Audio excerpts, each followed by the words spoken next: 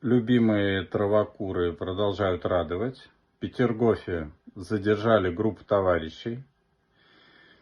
На вопрос, что это? На минуточку 21 куст, 7 килограмм уже готового вещества, весы, упаковочные материалы. Один прекрасный человек сказал: посадили помидоры, выросли не помидоры. А второй долго недоумевал, в чем, собственно, суть претензий. Ну, хобби у нас такое, наркотики разводить в домашних условиях. У него 2 автомата Калашникова набито на груди, девизы, явно интеллектуал, травокур, считающий это милым хобби. Посмотрим, как оценит суд.